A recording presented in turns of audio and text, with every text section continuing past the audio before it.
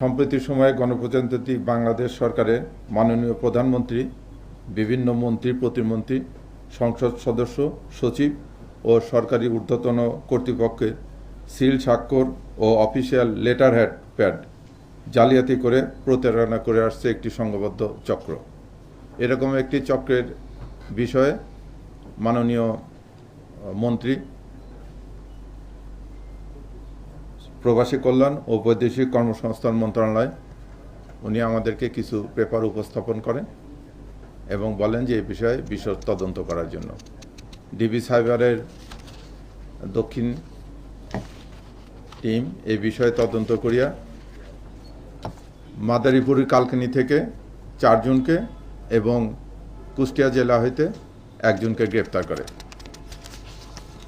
প্রাথমিক তদন্তে জানা যায় যে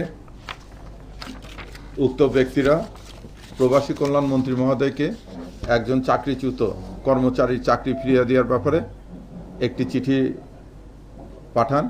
সেই চিঠিতে মাননীয় প্রধানমন্ত্রী, 4 জন মন্ত্রী, 2 জন যুগ্ম সচিব সবার স্বাক্ষর আছে এবং এই চিঠিটি পাঠিয়ে ওনারাই আবার একজনকে দিয়ে মাননীয় প্রধানমন্ত্রীর প্রোটোকল অফিসার উজ্জ্বলের ছবি সম্বলিত একটি হোয়াটসঅ্যাপ থেকে ফোন করে সচিব মহোদয়কে তাগাদা দেন যে অতি সত্বর যেন তাকে নিয়োগ প্রদান করা হয়। এই বিষয়টি সচিব মহোদয়ের সন্দেহ হলে সচিব মহোদয় তাৎক্ষণিকভাবে এই চিঠিগুলো নিয়ে মন্ত্রী মহোদয়কে দেন। মন্ত্রী মহোদয় তারপরে আমাদেরকে জানালে আমরা এটা তদন্ত করে দেখি যে এর সঙ্গে জনৈক ফারুক হোসেন নামে একজন ইঞ্জিনিয়ার জড়িত। উনি বৈদেশিক কর্মসংস্থান মন্ত্রণালয়ের একটা প্রকল্পে চাকরি করতেন 2005 সাল থেকে 2013 সাল পর্যন্ত।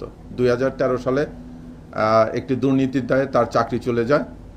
দীর্ঘদিন তিনি চাকরিচ্যুত থাকা অবস্থায় এই গণতান্ত্রিক সরকার ক্ষমতায় আসার পরে উনি ওনার চাকরি ফিরিয়ে পাওয়ার জন্য এই প্রতারণায় আশ্রয় নিয়ে সেই প্রতারণায় আশ্রয়ের ক্ষেত্রে উনি প্রধানমন্ত্রীর কার্যালয়ের সিল ব্যবহার করেন, প্যাড ব্যবহার করেন, 4 জন মন্ত্রীর নাম ব্যবহার করেন করে একটা চিঠি পাঠান।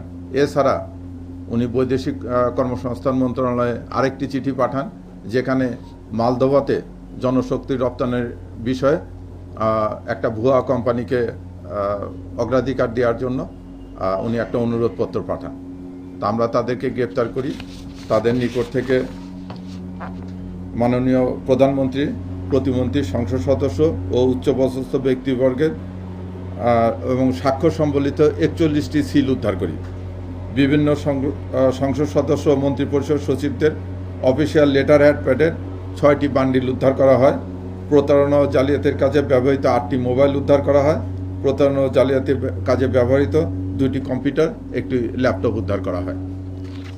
আমি আপনাদেরকে এই ব্রিফের মাধ্যমে বলবো যে এই মেসেজটা আপনারা সবার কাছে পৌঁছায় দেবেন। যে কোনো সরকারি দপ্তরে কোনো প্রমোশন, পোস্টিং, নিয়োগ এগুলো নির্দিষ্ট বিধি এবং নির্দিষ্ট পদ্ধতির মধ্য দিয়ে পরিচালিত হয়। কেউ যেন এই পদ্ধতি ব্রেক আপ করে এরকম প্রতারণার ফাঁদে না পড়ে, কারণ প্রতারিত হলে এটা এক পর্যায়ে না এক পর্যায়ে এসে ধরা পড়বে।